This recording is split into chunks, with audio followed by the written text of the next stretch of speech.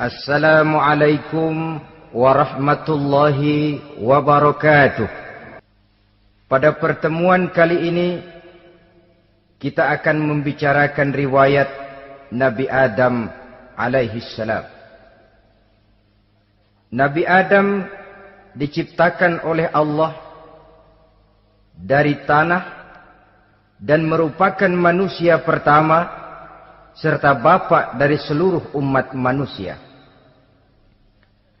Pada saat Allah hendak menciptakan Nabi Adam, Allah berkata kepada malaikat, "Inni ja'ilun fil ardi khalifah." Aku akan menjadikan seorang khalifah di permukaan bumi. Malaikat dengan nada sedikit protes berkata, "Ataj'alu fiha may yufsidu fiha wa yasfiku ad-dima wa nahnu nusabbihu bihamdik wa nuqaddisu lak." Tuhan, apa perlunya engkau ciptakan seorang khalifah di permukaan bumi?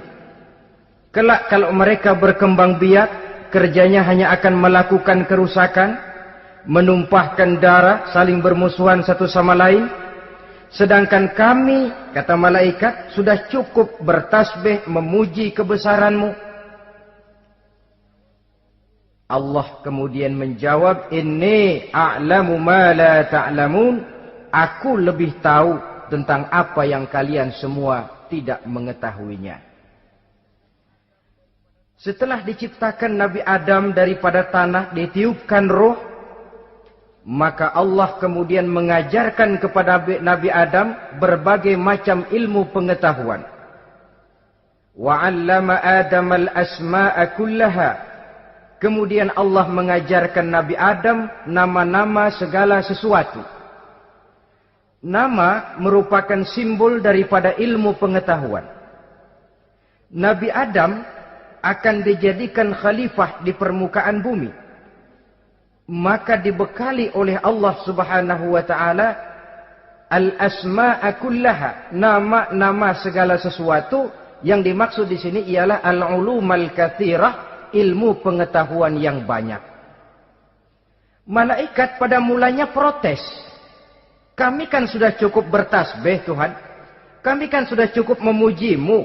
Untuk apa lagi membuat manusia sebagai khalifah di permukaan bumi? Seolah-olah malaikat tidak setuju. Allah yang maha tahu rahasia segala sesuatu memberikan vonis, aku lebih tahu tentang apa yang kalian semua tidak tahu. Oleh karena Nabi Adam dipersiapkan untuk menjadi seorang khalifah di permukaan bumi, maka dibekali oleh Allah dengan ilmu pengetahuan. Begitu Nabi Adam dan begitu kita. Karena bukan cuma Nabi Adam, kita pun oleh Allah dijadikan sebagai khalifah-khalifah di permukaan bumi ini. Yang nilai kekhalifahan kita bergantung kepada kondisi kita masing-masing. Ada orang yang menjadi khalifah level internasional, menjadi pemimpin dunia Islam. Ada orang menjadi khalifah level nasional saja. Ada khalifah tingkat kota saja. Ada khalifah tingkat kecamatan.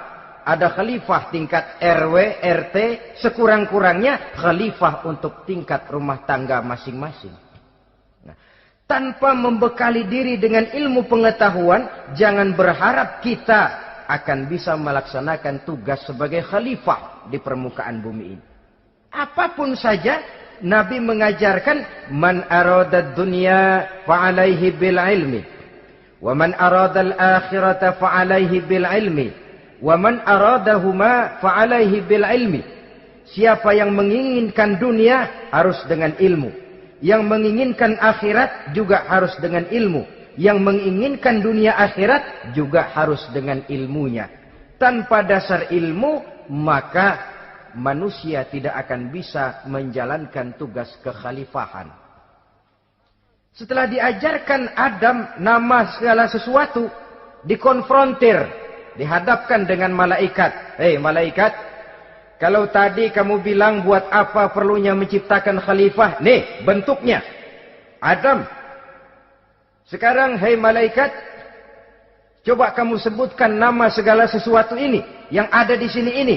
Malaikat berkata, Subhanaka la ilma lana illa ma 'allamtana. Ya Allah, kami tidak punya ilmu, kami tidak tahu semua itu kecuali apa yang telah Engkau ajarkan kepada kami. Kalau kamu tidak sanggup, Adam, sebutkan nama-nama semua itu.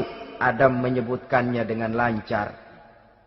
Ketika itulah Allah memerintahkan malaikat untuk sujud kepada Nabi Adam alaihi salam.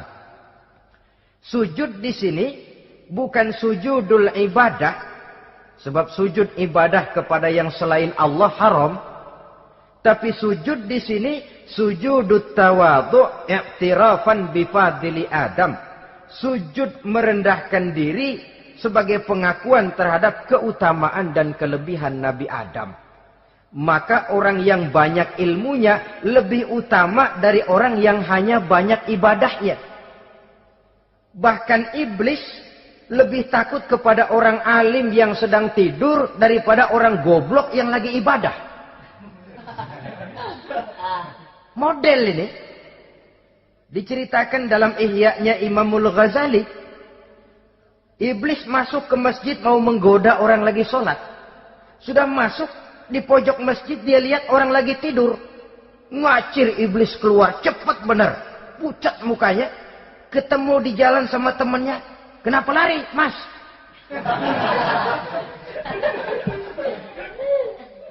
Kata temannya, saya mau goda orang sholat. Lalu tiba-tiba di pojok masjid saya lihat ada orang lagi tidur. Saya takut betul sama itu orang. Lari saya keluar. Loh, sama yang sembahyang sampean nggak takut, kok sama yang tidur takut bagaimana? Yang tidur itu orang alim. Yang lagi sembahyang itu orang goblok. Oh, godain orang goblok, saya colek juga dia lupa sembahyang. Tapi orang alim ini saya takut betul.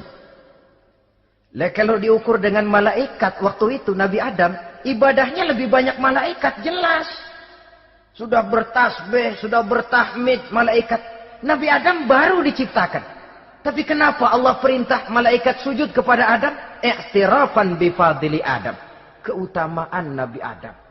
Pantas untuk diserahi tugas sebagai khalifah mengatur kehidupan di muka bumi. Kalau malaikat yang jadi khalifah di dunia ini, nggak rame dunia. Coba, malaikat material, harta nggak perlu. Seksual nggak perlu. Dunia ini hambar. Justru dunia ini menjadi ramai setelah manusia diberikan fungsi sebagai malaikat, sebagai khalifah oleh Allah Subhanahu wa taala. Saudara-saudara kaum muslimin rahimakumullah, setelah nyata kelebihan Nabi Adam, maka Allah perintahkan Nabi Adam tinggal di surga dengan segala kenikmatan yang ada di dalamnya. Tapi lantaran sendirian, kesepian Nabi Adam ini. Allah Maha Tahu, maka diciptakannya pasangannya, yaitu Siti Hawa dari tulang rusuk yang sebelah kiri. Sehingga Nabi pernah pesan begini, Istausu bin nisa fa innahunna khuliqna min dhil'in. Hati-hati kamu ngadepi perempuan. Yang tolong dengar nih yang laki-laki, yang perempuan belaga budak aja dulu lah. Hati-hati kamu ngadepi perempuan. Fa innahunna khuliqna min dhil'in, karena perempuan diciptakan dari tulang rusuk sebelah kiri. Apa watak tulang rusuk? Tulang rusuk itu kan bengkok. Perempuan tuh begitu, didiemin aja bengkok terus, dikerasin patah.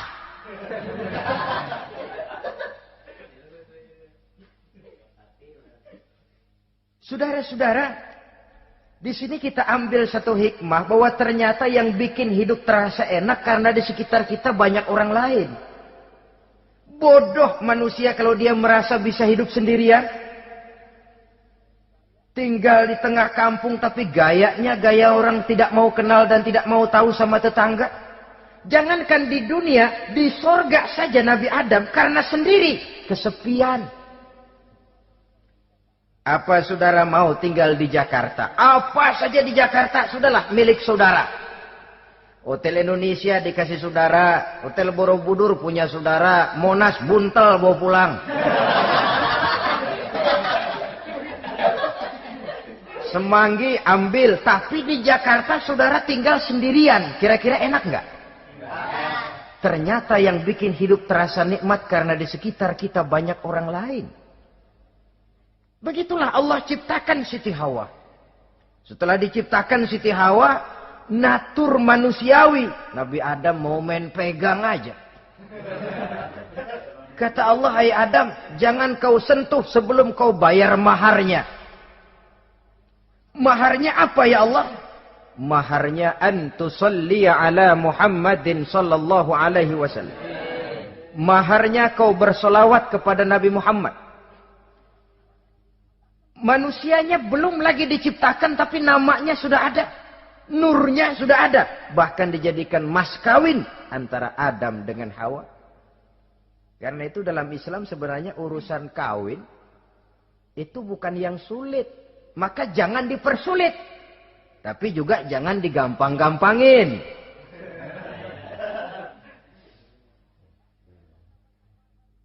Artinya yang namanya mahar ini, walaupun cuma sebentuk cincin besi kalau orang sangat tidak mampu. Bahkan dengan mengajarkan Fatihah saja sah sudah. Saya terima nikahnya Fulanah binti Fulan, dengan mas kawinnya saya ajarkan dia surah Fatihah. Kalau memang kere betul, tidak punya apapun, sah sudah itu.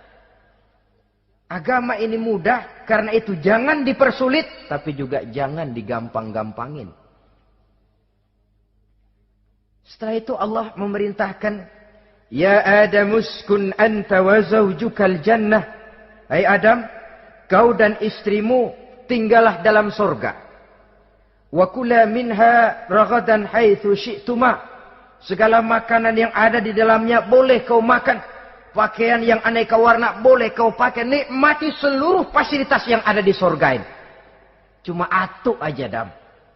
Yang lain boleh dah. Mau ngapa pakai atu aja jangan. La taqraba hadhihi syajarah. Jangan kamu dekati pohon khuldi itu. Dekat saja jangan. Apalagi sampai metik. Jangan Adam. Saudara, ma'asyiral muslimin, itulah watak manusia. Kalau ada 10 persoalan, yang 9 boleh, yang 1 tidak boleh, yang tidak boleh yang bikin dia penasaran. Gua pengen tahu ngapa kagak boleh sih. Timbul penasaran. Apalagi iblis selalu berusaha. Sebab pada waktu malaikat disuruh sujud, semuanya sujud kepada Adam. Iblis tidak mau sujud. Tuhan tegur. Iblis, kenapa kamu tidak mau sujud? Mana mungkin Tuhan. Saya akan dibikin dari api, kata iblis. Adam dari tanah. Unsur api lebih mulia dari unsur tanah. Masa saya harus tunduk kepada Nabi Adam? Gengsi dong. Adam kan anak kemarin sore, baru dibikin. Masa saya harus tunduk kepada orang yang macam itu? Ini kan perintah aku iblis. Kalau kau tidak mau tunduk, keluar dari surga ini. Terusir iblis dari surga karena kesombongannya tidak mau sujud kepada Adam. Nah, logika, kalau udah di surga aja sombong diusir, apalagi yang masih tinggal di pinggir kali sombong.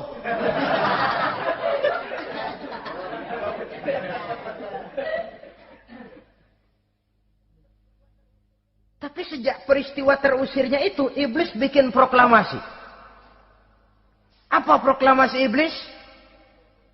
Rabbi fanzirni ila yaumi yub'asun. Ya Allah, gara-gara Adam saya diusir dari surga. Saya minta kepadamu ya Allah, beri saya kesempatan sampai hari manusia dibangkitkan. Kata Tuhan, innaka minal munzarin. Oke, silakan. Mau apa iblis? Rabbi bima aghwaytani la uzayyinanna lahum fil ardi wa la ughwiyannahum ajma'in. Ya Tuhan, disebabkan engkau telah menyesatkan aku, akan aku hiasi mereka manusia dengan kejahatan yang ada di muka bumi ini. Dan aku akan sesatkan mereka semua. Ini proklamasi iblis. Gara-gara Adam saya terusir dari surga. Maka sejak saat ini Adam dan seluruh keturunannya musuh bebuyutan saya. Akan saya lakukan segala macam cara untuk menggelincirkan manusia. Agar mereka menjadi orang yang engkau murkai ya Allah. Kemudian Allah memberikan jawaban. Dialog ini saudara bisa lihat dalam surah Al-Hijr. Ayat 40, 41 sampai 44. Kata Allah apa? Inna ibadi laisa laka alaihim sultanun illa manittaba'aka minal ghawin. Silahkan iblis. Yang lain barangkali bisa kau goda. Kecuali hamba-hambaku yang benar-benar hambaku. Engkau tidak akan punya daya mempertipu mereka. Engkau tidak akan punya kemampuan menggelincirkan mereka. Kecuali kalau memang mereka sudah mau ikut pengaruhmu. Sepanjang mereka benar-benar menjadi hambaku, kata Allah. Hamba Allah yang sebenarnya. Mereka di luar kekuasaanmu, iblis. Tapi kalau mereka sudah turun menjadi hamba harta, hamba dunia, hamba pangkat, budak jabatan. Mereka itu yang bisa kau gelincirkan. Selama mereka masih tetap sebagai hambaku, kata Allah. Mereka di luar jangkauan kekuatan dan kekuasaanmu, iblis. Nah, sejak saat itu kan iblis selalu nyari jalan. Nyari lantaran bagaimana Adam nih. Supaya dia tergelincir. Gara-gara dia saya diusir dari surga. Nguping terus iblis. Sampai akhirnya dia dapat berita tentang dilarangnya Nabi Adam mendekati pohon khuldi itu. Satu hari dengan muka sedih. Ya, iblis itu the best actor. Aktor ulung dia. Dengan roman muka sedih. Dia datang kepada Nabi Adam dan Siti Hawa. Kata Nabi Adam, iblis. Ente kok tampangnya demek amat sih?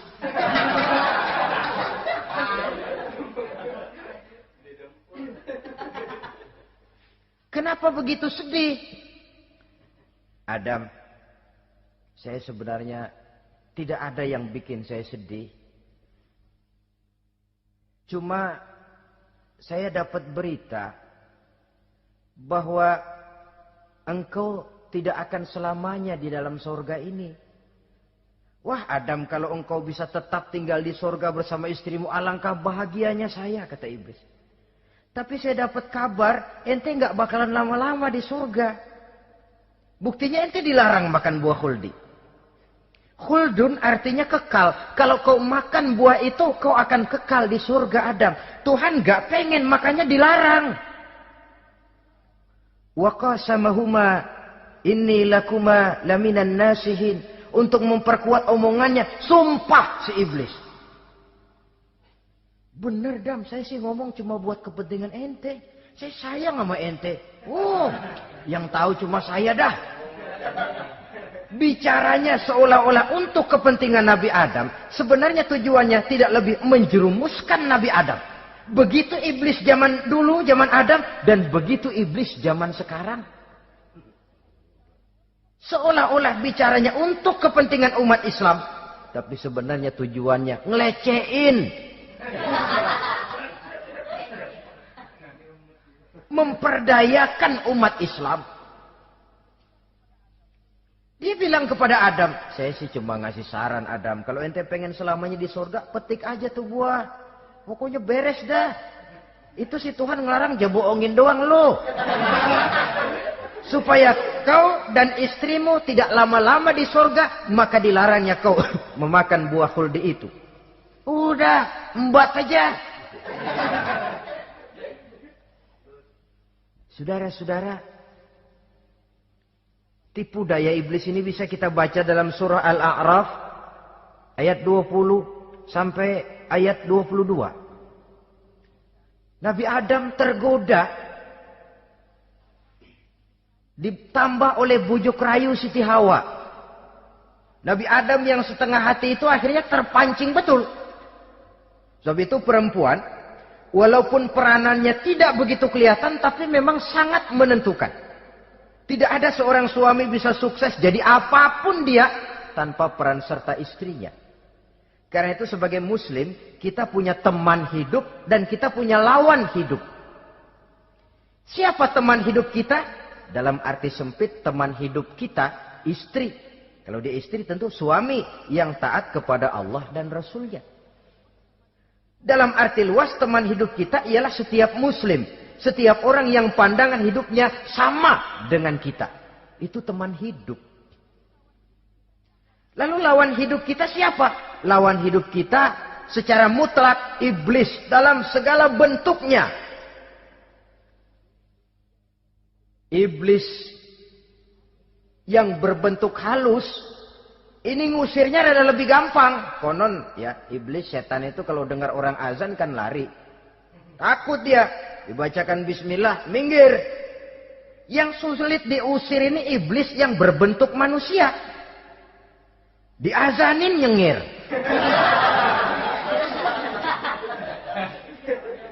Gawat ini. Saudara-saudara, ini musuh dalam artian mutlak. Sedangkan musuh dalam artian ideologis, setiap orang yang pandangan hidupnya tidak sama dengan kita. Bahasa langsungnya, setiap orang di luar Islam. Secara ideologis. Ya. Adapun secara manusiawi, kita tetap toleransi, saling menghormati, setuju dalam perbedaan pendapat. Kembali kepada prinsip, lakum dinukum. Kewajiban saling menghormati sesama manusia. Tapi secara ideologis tidak ada kompromi. Begitulah Nabi Adam tergoda. Dan begitulah iblis selalu menggoda keturunan-keturunan Nabi Adam. Sampai kepada kita sekarang ini. Tiap kali kita hendak melakukan berbagai kebaikan, iblis ini mulai bisik kasa, kusuk, kesek. Saudara tadi dari rumah mau berangkat niat dengerin ceramah macam ini. Apa dikira iblis enggak? Wah, gatal iblis. Kata iblis, alah jangan bertingkah lah dengerin ceramah. Ceramah mah urusan 70 ke atas. Ente masih muda. Berjuang kita. Jihad, bismillah. Tidak, saya mau dengar ceramah. Berangkat kita ke tempat ini. Sampai di sini apa dikira iblis diam? Enggak. Dia bisikin lagi. Iya. Lu hadir ke sono dah. Cuma nyampe sono lu ngomong aja ngomong dah. Ustadz mah jangan didengerin, ngomong aja udah. Perang lagi jihad, saya nggak mau ngomong, mau dengerin betul-betul. Kata iblis, iya lo dengerin dah, jangan ngomong, cuman pules.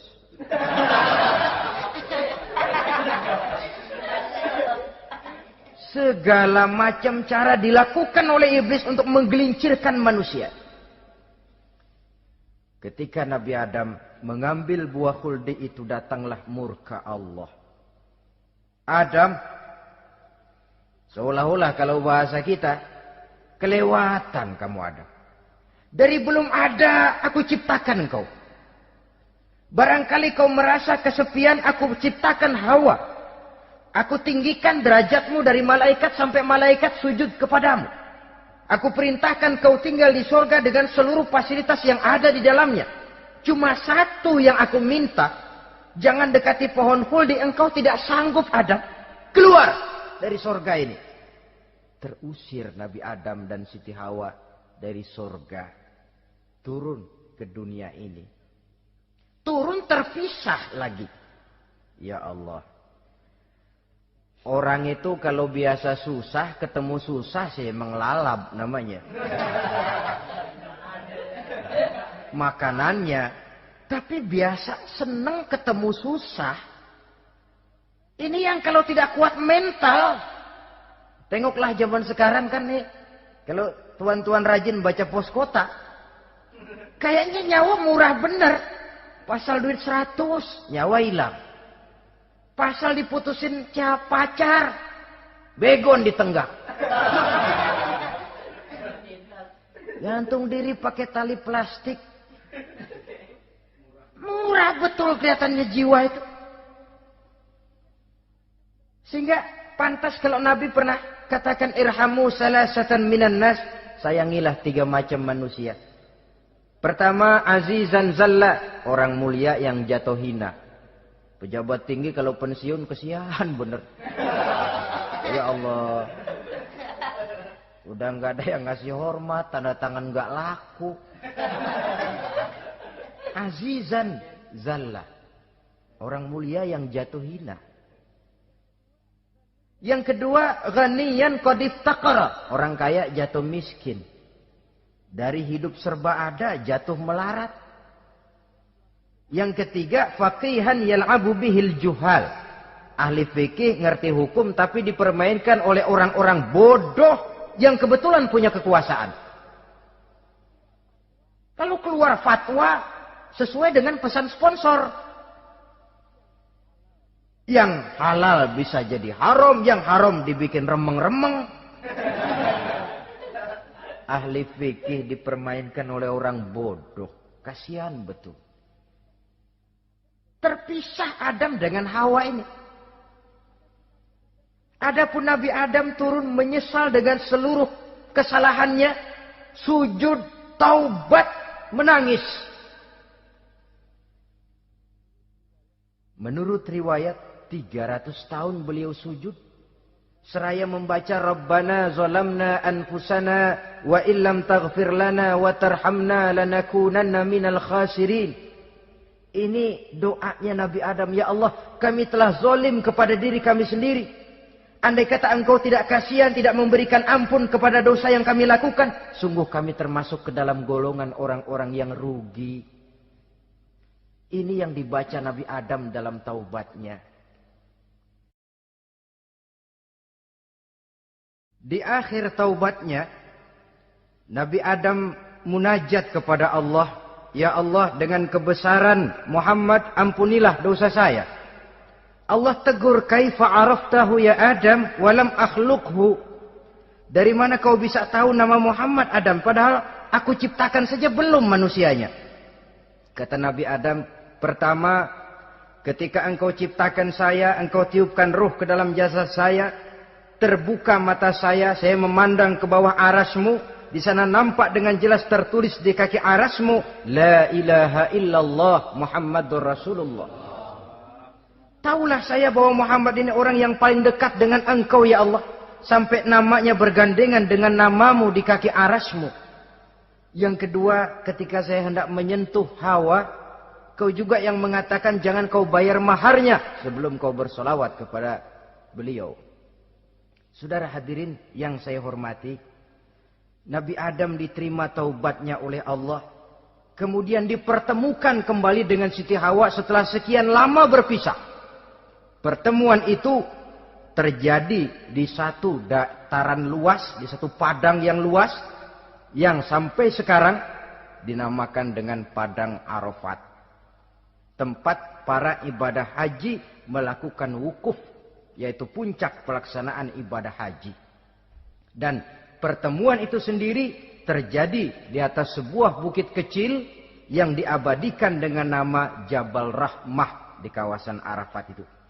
Di atas Jabal Rahmah itu ada satu monumen kecil untuk mengabadikan pertemuan Nabi Adam dengan Siti Hawa. Lalu tinggallah keduanya di permukaan bumi ini. Oleh Allah diberikan karunia keturunan yang banyak. Dan tiap kali lahir kembar. Kembarnya laki perempuan, laki perempuan, laki perempuan. Dari sinilah berkembang biak manusia. Di mana di zaman Nabi Adam perkawinannya silang. Karena tentu tidak ada manusia lain.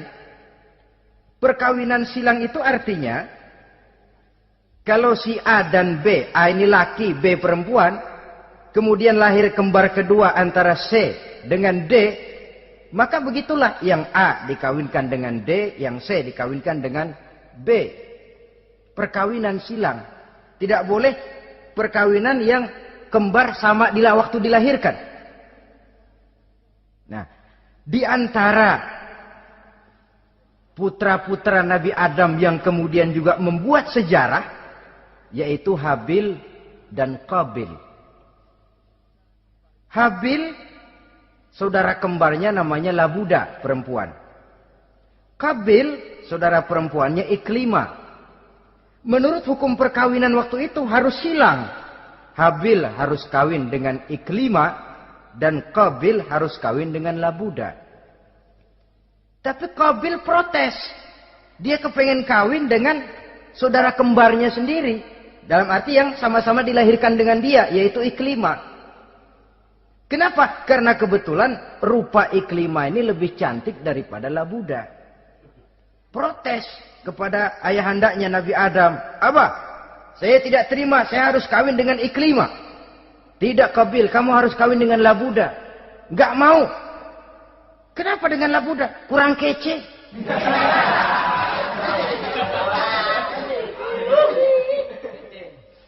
Bertengkar, Nabi Adam tidak berhasil menyelesaikan. Lalu diserahkan saja kepada Allah. Kata Allah begini saja, bikin korban. Kamu berdua, Habil, Kabil. Siapa yang korbannya aku terima, dia boleh kawin sama Iklimah. Ternyata korban yang diterima adalah korbannya Habil. Jadilah Habil kawin dengan Iklimah. Tapi Kabil tidak puas. Dendam kesumatnya timbul, iblis ngilikin. Kresek. Akhirnya dibunuh saudaranya Habil ini. Inilah sejarah pembunuhan pertama dalam kehidupan manusia. Kabil membunuh Habil. Habis dibunuh bingung. Bagaimana naruhnya ini mayat? Allah lalu memberikan petunjuk. Dalam Al-Ma'idah ayat 31 itu dijelaskan. Ada burung gagak berantem sama burung. Yang satu mati. Nah, oleh yang masih hidup, tanah ini dicakar-cakar sama kakinya dan sama paruhnya. Sehingga berbentuk lubang, bangkai saudaranya itu dimasukin ke lubang itu, lalu diuruk lagi pakai tanah. Oleh cakar kakinya dan paruhnya itu. Sehingga Kabil, cara ini bisa. Itulah sejarah penguburan pertama dalam perkembangan manusia. Oleh karena itu, Nabi memberikan penjelasan, man sanna sunnatan hasanatan falahu ajruha wa ajru man amila biha wa fi riwayatin wa ajru man tabi'aha. Siapa orang yang melakukan satu kebajikan, dia akan mendapat pahala dan pahala dari orang-orang yang mengikuti kebaikannya. Misalnya saudara membentuk pengajian. Ramai pengajian saudara. 1000 orang yang datang ngaji, 1000 orang saudara dapat pahala. Sponsor kebaikan. Sebaliknya, wa man sanna sunnatan sayyi'atan falahu ismuha wa ismu man amila biha, ay wa ismu man tabi'aha. Siapa yang memulai suatu kejahatan, dia akan mendapat dosa dan dosa dari orang-orang yang melakukan atau mengikuti kejahatannya. Umpamanya saudara mengadakan pesta. Lalu dalam pesta itu terjadi segala macam maksiat. Maka seluruh maksiat yang terjadi malam itu di tempat itu, saudara ikut dapat dosanya. Kenapa? Sponsor.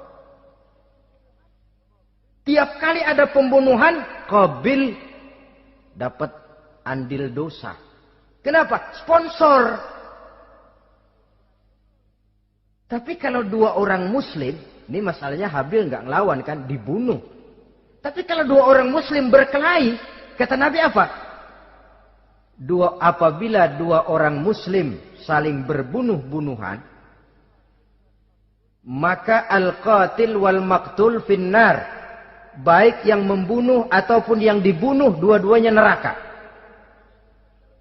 Sahabat heran, ya Rasul, kalau yang ngebunuh masuk neraka pantas, tapi ini yang dibunuh kenapa neraka juga? Soalnya sama-sama niat, cuman keduluan aja. Itu kan masalahnya. Andai kata dia nggak terbunuh, dia yang akan membunuh. Niat itu sudah ada. Nah, kalau Habil ini dia tidak punya niat membunuh, dia memang dibunuh oleh Kabil. Saudara-saudara kaum muslimin rahimakumullah.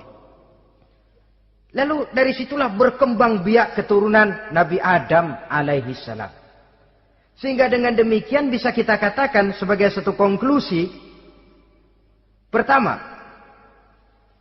bahwa manusia adalah makhluk Allah yang menempati kedudukan tertinggi dan berasal dari Nabi Adam sebagai manusia pertama.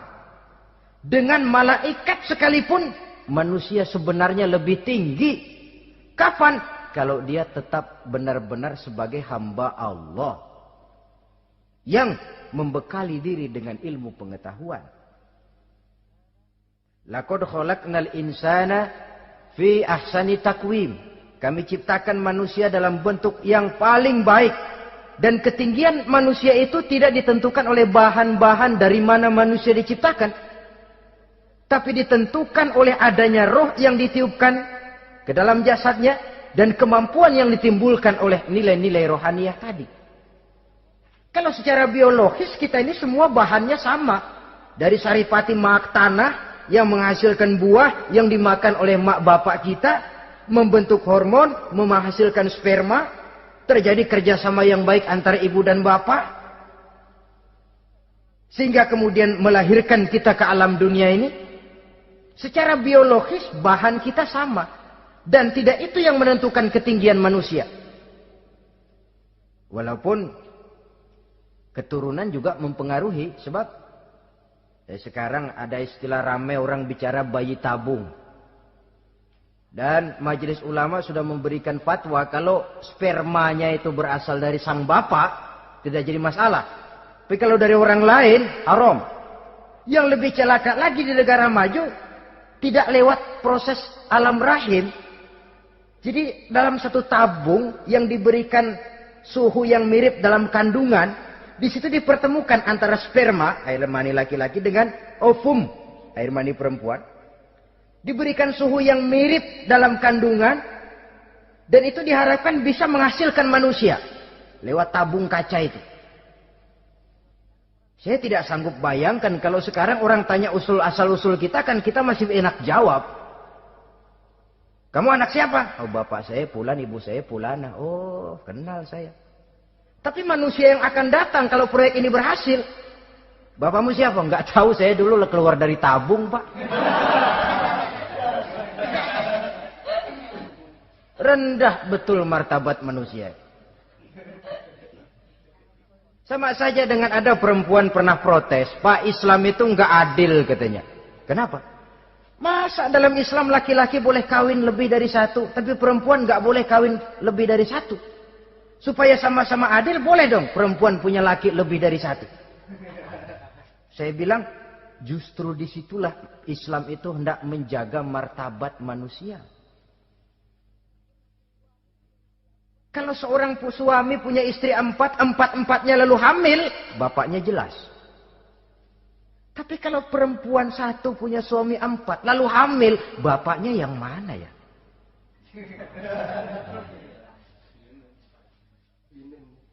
Rendah martabat manusia.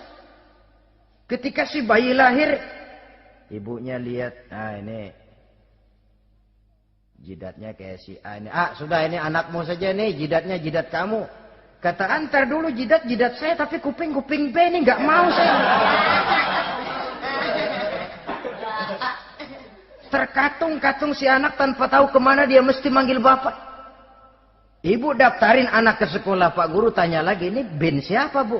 Bingung lah, udah tulis Bu, bin rame-rame.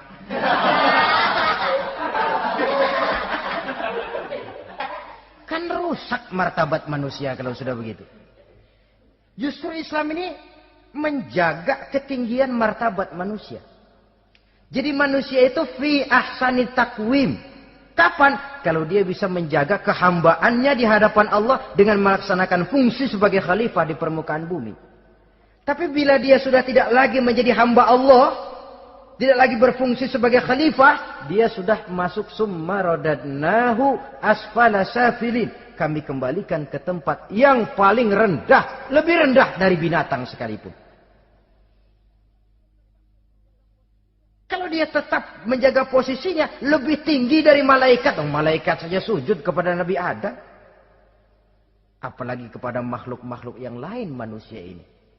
Tapi kalau dia tidak pandai, lebih rendah daripada binatang. Inilah uniknya makhluk bernama manusia. Dengan posisinya dia bisa menjadi lebih tinggi dari malaikat, tapi juga dia bisa meluncur lebih rendah daripada binatang. Untuk menjaga itulah diperlukan agama dalam kehidupan kita sekarang ini. Bukan cuma sebagai lipstick, tapi sebagai pedoman, sebagai way of life yang akan mewarnai cara kita berpikir, state of mind, rule of thinking, cara kita memandang kehidupan ini diwarnai oleh nilai-nilai agama. Dengan demikian, maka manusia bukan keturunan kera. So, ada satu teori, namanya teori evolusi, yang disampaikan buat pertama kali oleh Charles Darwin. Dia mengemukakan teori bahwa perkembangan kehidupan sesungguhnya di dunia ini menunjukkan mata rantai yang utama melalui apa yang dia namakan seleksi alamiah. Mula-mula dari ikan melalui seleksi ke amfibi, dari amfibi ke reptil, dari reptil ke mamalia, dari mamalia ke mamalia kecil, dari mamalia kecil ke primat, dari primat ke monyet, dari monyet menjadi Homo erectus. Ini teori Darwin. Tapi dia tidak jelas-jelas mengatakan bahwa manusia keturunan monyet, hanya seketurunan. Seketurunan kan tidak berarti keturunan. Begini saja. Toyota Kijang sama Toyota Corolla itu seketurunan. Tapi Corolla dengan Kijang kan lain. Cuma seketurunan. Dalam arti sumbernya sama. Makhluk yang tidak tahan seleksi alam oleh udara yang sangat dingin, perkembangan cuaca yang sangat panas, gempa bumi dan sebagainya, seleksi alam dia namakan, hilang, musnah dari peredaran.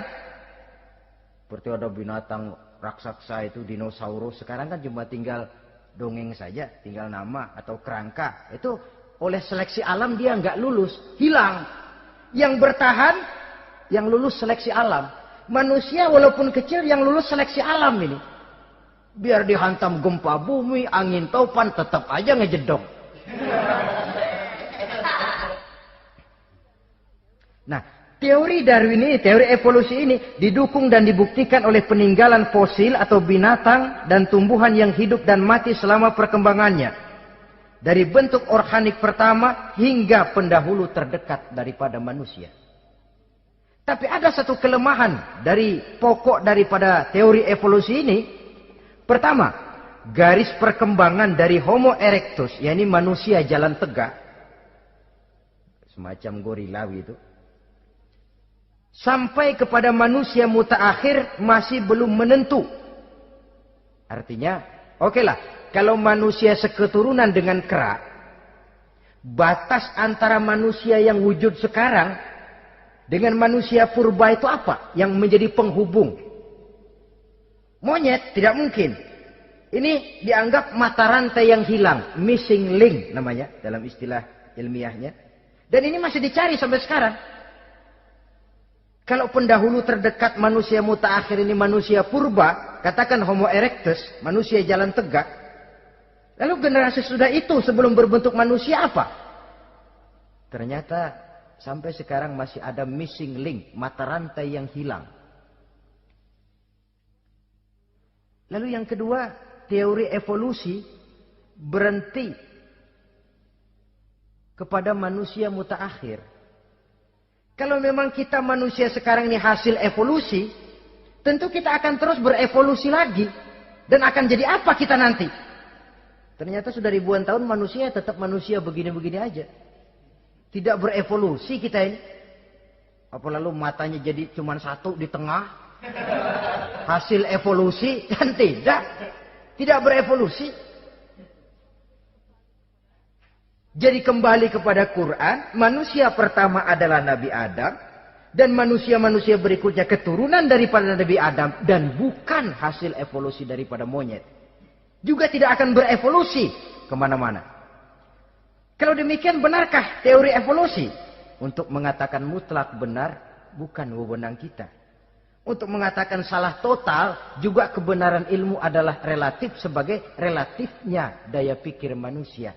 Di samping dia harus membuktikan kebenarannya, maka kebenaran ilmiah adalah kebenaran yang relatif dan temporer. Contoh kecil saja. Dulu orang berteori bahwa bagian yang terkecil dari suatu benda namanya molekul, kan begitu? Molekul ini nggak bisa dibagi-bagi. Bagian yang paling kecil dari suatu benda namanya molekul. Ilmu terus berkembang. Ternyata molekul sebenarnya terdiri daripada atom. Atom itulah bagian terkecil dari suatu benda yang nggak bisa dibagi-bagi lagi. Nah, berubah sudah teori pertama. Tidak jadi molekul sekarang, atom. Belakangan rupanya atom masih tersusun dari partikel-partikel. Partikel inilah bagian yang terkecil dari satu benda, berubah lagi sudah. Dan tidak mustahil akan ada penemuan bahwa partikel pun masih bisa dibagi-bagi lagi. Begitu juga dengan teori evolusi ini. Sehingga beberapa ahli semacam Dr. Charles Oxnard, Dr. Jane Paul Hallett dari Chicago dan California, mereka sudah membantah teori evolusi ini. Namun masalah paling pokok dari kita ialah kita diciptakan oleh Allah berasal dari Nabi Adam alaihi salam. Nabi Adam diciptakan dari tanah. Dan kita bukan hasil dari evolusi, juga tidak akan berevolusi. Nah, lalu kepada makhluk bernama manusia diberikan fungsi sebagai khalifah di permukaan bumi ini. Ini yang dulunya malaikat protes. Sebagai khalifah, tugas kita apa? Khalifah Allah di muka bumi. Menerjemahkan sifat Allah sesuai dengan batas-batas kemanusiaan kita. Allah Maha Pengasih. Berusahalah kita pengasih kepada makhluk sesuai dengan batasan manusiawi kita. Allah Maha Menolong. Ringan tanganlah kita menolong orang yang memerlukan sesuai dengan batas kemampuan kita. Fungsi khalifah. Untuk bisa berfungsi sebagai khalifah secara baik, kita harus mempunyai modal yang dinamakan ilmu pengetahuan. Dan Islam sangat menggalakkan itu. Jauh dulu 14 abad yang lalu, dari desa kecil yang bernama Mekah yang peta belum muat, orang di dunia belum kenal, sudah keluar seruan utlubil ilma walau bisin, tuntutlah ilmu walaupun di negeri Cina. Ngomong Cina di Mekah, padahal Mekah waktu itu belum masuk peta, belum dikenal orang. Sudah ada revolusi ilmu dan budaya. Belajar walaupun harus nyebrang ke negeri Cina. Lalu ada lagi misalnya, Alimu auladakumus sibahata warrimayah, kata Nabi.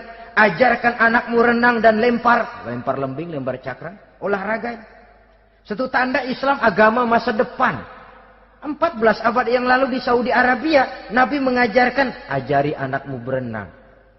Kalau Islam agama untuk orang Arab saja, mau berenang di pasir.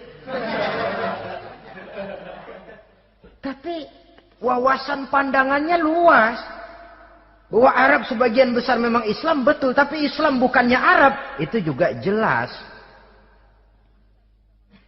Sepanjang kita masih menjadi khalifah Allah, maka sepanjang itu kita fi ahsani taqwim. Nah, sebagai khalifah Allah kita bertugas membudidayakan alam ini. Kita kadang-kadang terlalu.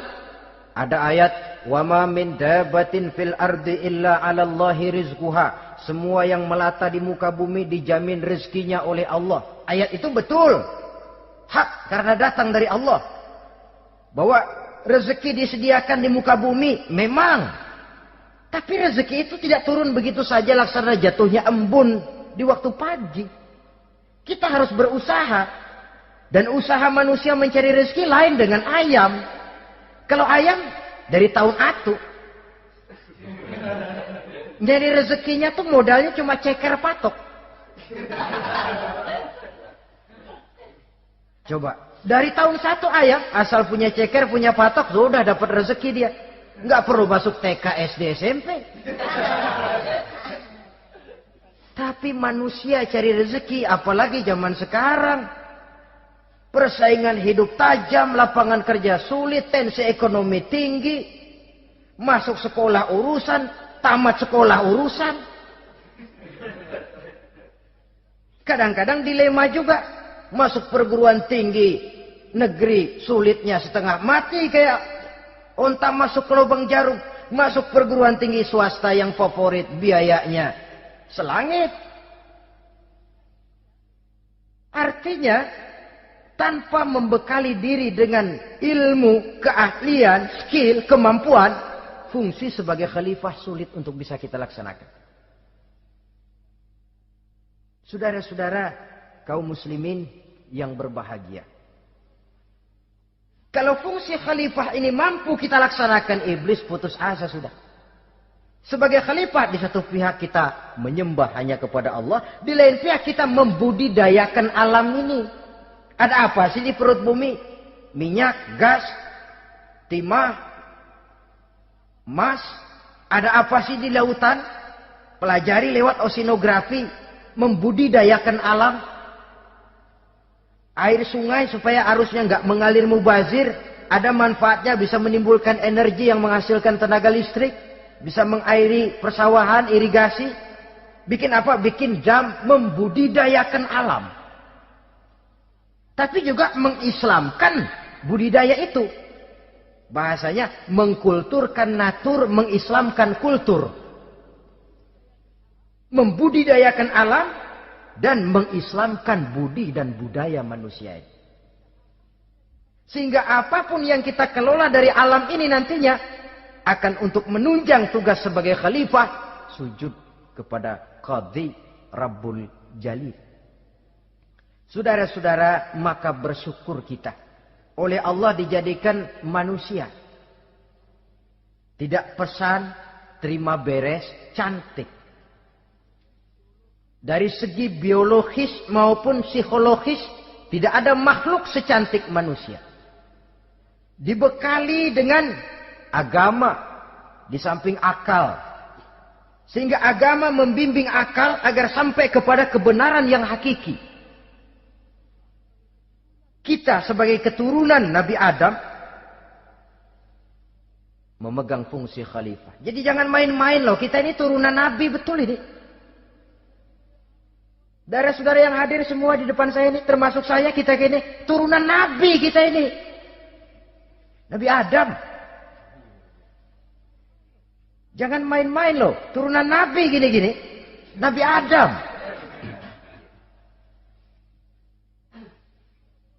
Sayang kalau posisi yang tinggi kita tidak melaksanakan fungsi yang tinggi. Sayang betul. Sebab itu manusia harus adil kepada dirinya dalam arti menjaga diri dari sesuatu yang bisa menghancurkan ketinggiannya dalam pandangan Allah. Jadi kalau kita sudah lemparkan diri ke meja judi, hanyutkan diri ke tempat mabuk, hancurkan diri di tempat maksiat, itu sudah tidak adil kepada diri sendiri.